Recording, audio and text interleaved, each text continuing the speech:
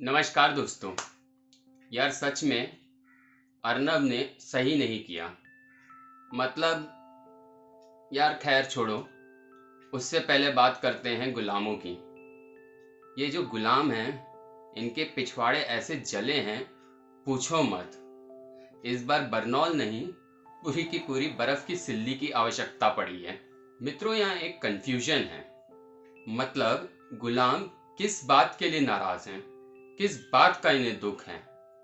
ये कि सोनिया का असली नाम लिया गया है, एंटोनियो मैनो, या फिर इस बात के लिए कि अर्नब ने कहा वो खुश है उसके राज्य में साधुओं की हत्या हो गई, या फिर इस बात से गुलाम नाराज हैं कि अर्नब ने तो सीधे सोनिया की नागरिकता पर ही वार कर दिया। सवाल पूछा कि वो रिपोर्ट लिखेगी क्या इटली को? तो आखिर नाराज किस बात पे हैं, ये बात तो अभी तक क्लैरिफाई नहीं हुई है। या फिर हो सकता है कि तीनों बातों पे नाराज हो। अगर तीनों पर ही नाराज हैं गुलाम, तो थोड़ा इन्हें ना हिस्ट्री पढ़ानी चाहिए, हिस्ट्री समझानी चाहिए और कांग्रेस का इतिहास दिखाना चाहिए। कांग्रेसी गुलाम नेतागण डेली यूपी चीफ मिनिस्टर को भी उनके बर्थ नेम से बुलाते हैं। यहाँ तो वो एक महंत बन गए हैं। उन्होंने अपना घर परिवार, यहाँ तक कि अपना नाम तक त्याग दिया था। अब वो पिताजी के नाम पर अपने गुरुजी का नाम लिखते हैं। अगर बात की जाए सोनिया खुश है साधुओं की मृत्यु पर, तो पिछले 5 साल में ऐसा ही एलिगेशन ये कांग्रेसी दिन रात मोदी जी पर लगाते रहे। जब जब जहां जहां दुर्भाग्यपूर्ण मुस्लिम्स की लिंचिंग हुई है, वहां इन कांग्रेसियों ने ब्लेम सीधे मोदी जी पर डाला है।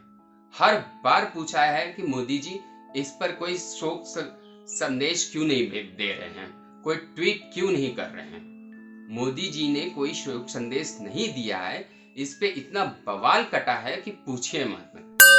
ऐसा लगता है कि मोदी जी को मुसलमानों की फिक्र ही नहीं है। ऐसा लगता है कि मोदी राज में मुसलमान आज बहुत ही डर में जी रहा है। ये सारे नैरेटिव्स चलाए गए मोदी जी के खिलाफ। और अगर बात की जाए पेट्रियोटिज्म की, कि सोनिया गांधी को इटालियन क्यों कह दिया, तो सोनिया गांधी ने 1999 में उज्जैन की एक रैली थी जिसमें उसने अटल जी को गद्दार कहा था। और हम सब जानते हैं कि अटल जी ने अपना पूरा जीवन देश के लिए लगाया हुआ था। उस वक्त मोदी जी बीजेपी के जनरल सेक्रेटरी थे। उन्होंने इस बात की कड़ी निंदा की थी और कहा था कि सोनिया गांधी को पब्लिकली अपोलॉजी करनी चाहिए। तक नहीं रुकी। 2002 में सोनिया गांधी ने अटल जी को कहा कि Atal ji has lost mental balance, ऐसे शब्दों तक का प्रयोग किया गया। तो वो कहावत है ना, जिनके अपने घर शीशे के होते हैं उन्हें दूसरों के घरों पर पत्थर नहीं फेंकना चाहिए। तो वह कहावत यहाँ पे पूरी सटीक बैठती है। और क्योंकि अब कांग्रेसी चमचों ने, गुलामों ने पत्थर फेंकना शुरू कर दिया है, तो बात तो बहुत दूर तक जाएगी, एक जगह तो ठहरेगी ही नहीं। मजेदार बात यह है कि अर्नब के असली नाम लेने को बवाल मचाने वाले गुलाम अब माथा पटक रहे हैं। यार ये क्या हो गया? अर्नब ने तो शरीफ है सिर्फ नाम ही लिया था। लोग तो सोशल मीडिया पर मैडम जी का प्रोफेशन भी डिस्कस कर रहे हैं, वही प्री मैरिज वाला। वैसे अर्नब ने सही नहीं किया। मतलब इतने साल जर्नलिज्म में रहने के बाद भी अर्नब को समझना चाहिए, ये नेता लोग थिक स्किन्ड होते हैं, मतलब मोटी चमड़ी वाले। इन्हें कुछ भी बोलो कोई फर्क नहीं पड़ता। अब राहुल गांधी जी को ही देख लीजिए, इतने इलेक्शंस हार चुका है लेकिन अब भी प्रधानमंत्री बनने के ख्वाब देख रहा है। मैं जानता हूँ, बिल्कुल जानता हूँ, बड़ा ही भयानक मंजर होगा जब यह प्रधानमंत्री बन जाएगा। Coming back to the topic, तो मित्रों सवाल है अर्नब को करना क्या चाहिए था? अर्नब को गांधी फैमिली की लेगेसी पर प्रहार करना चाहिए था। क्या है ना कि ये जो नेता टाइप्स लोग होते हैं ना, वो फैल जाते हैं जब इनकी लेगेसी पर हमला होता है। अगर अर्नब को सोनिया गांधी पर अटैक करना ही था तो उन सोनिया गांधी की लेगेसी पे अटैक करना चाहिए था। और सोनिया गांधी की लेगेसी मिक्स बैग है कम्युनलिज्म और सोशलिज्म का। अर्नब को याद दिलाना था कि कैसे उनकी सास ने यानी इंदिरा जी ने 1966 में गौ रक्षक साधुओं पर खुलेआम ओपन फायर करवाया था, जिसमें सैकड़ों साधु मरे थे। मनमोहन सिंह का बयान तो आपको याद होगा ना, सबको याद है वो बयान। देश के संसाधनों पर पहला हक माइनॉरिटीज का है। सब जानते हैं इसकी स्क्रिप्ट किसने लिखी थी। 2004 में सोनिया गांधी गवर्नमेंट ने एक ऑर्डिनेंस लाके national commission for minority education institutions का गठन किया था, जो माइनॉरिटी सर्टिफिकेट्स देता था इंस्टीट्यूशंस को। और इस सो कॉल्ड कमीशन में हिंदू मेंबर नहीं होगा, ये क्लॉज डाला गया था, ये रूल बनाया गया था। तो ये कम्युनलिज्म था। सोचिए, अर्नब को पूछना था कि आखिर क्यों राइट टू एजुकेशन एक्ट 2009 में जो सोनिया गवर्नमेंट लाई थी सिर्फ हिंदूज पर एप्लीकेबल है।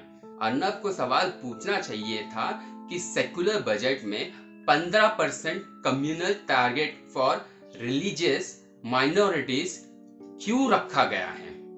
मतलब सिर्फ रिलीजियस माइनॉरिटीज हो तो सरकार तुम्हें रियायत देगी, बल्कि होना तो ये चाहिए था कि subsidy based on needy people. India में माइनॉरिटी इंस्टीट्यूशंस हैं जिनकी 95% फंडिंग गवर्नमेंट करती है, पर उनमें जो टीचर्स की हायरिंग होती है उसके लिए SC ST OBC रिजर्वेशन नहीं फॉलो किया जाता है। आखिर ऐसा क्यों है? ये सारी पॉलिसीज सोनिया गांधी लाई थी और आज भी इन पॉलिसीज को जारी रखा गया है, जबकि अब मोदी सरकार है। सोनिया गांधी और कांग्रेस ने इतना कम्युनलिज्म भर दिया है इंडिया बॉडी पॉलिटिक्स में कि पूछो मत। आज की सरकार एक कदम उठाए इन स्कीम्स को बदलने की तो देश भर में सेकुलरिज्म खतरे में आ जाता है। ये डीप रूटेड हो गया है हमारे इंडिया में आज की डेट में, और ये सारी देन कांग्रेस की है। यही तो कांग्रेस की स्ट्रेटेजी रही। 2014 में जब सत्ता छोड़ी तो इकोनॉमी फ्रेजाइल 5 में गिनी जाती थी, इन्फ्लेशन 14% के ऊपर था, ढेर सारा NPA और स्कैम सब बीजेपी के मत्थे फोड़ दिया गया था। और फिर 5 साल बड़ी बेशर्मी से, जी हाँ, बड़ी बेशर्मी से बीजेपी से ये सवाल करते रहे जैसे कि इनके समय में राम राज्य चल रहा हो। हमारी करंट गवर्नमेंट यानी मोदी गवर्नमेंट को अब सोचना होगा, हर एक स्कीम को रिवाइव करना होगा कि कोई भी वो स्कीम जो रिलीजियस माइनॉरिटीज स्कीम है जिसमें बेनिफिट बेस्ड ऑन रिलीजन हो, उस क्लॉज को हटा देना चाहिए और नया क्लॉज डालना चाहिए कि based on religious minorities who are economically backward, यानी सिर्फ गरीब लोगों को उसका फायदा मिले, उसकी सब्सिडी मिले। अर्नब ने तो बड़े सस्ते में निपटा दिया गांधी फैमिली को, वरना कहने के लिए अर्नब के पास बहुत कुछ था। बहुत सारे ऐसे मुद्दे हैं जो दिखाते हैं कैसे सोनिया गांधी और पूरी कांग्रेस के आंसू सिर्फ मुसलमानों के लिए बहते हैं। बाटला हाउस तो याद होगा आपको। बाटला हाउस में मारे गए हिंदू सिपाहियों के लिए सोनिया गांधी के आंसू नहीं बहे थे। किसके लिए बहे थे? जो टेररिस्ट मरे थे उनके लिए आंसू बहते हैं। और ये किसने बोला था? सलमान खुर्शीद ने बोला था। ये ओपन बयान है।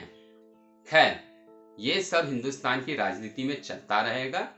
आप अपना ख्याल रखिए, लॉकडाउन का पूरी तरीके से पालन करिए, घर में रहिए, स्टे सेफ और अपनी तबीयत का ख्याल रखिए। धन्यवाद दोस्तों। जय हिंद, जय भारत।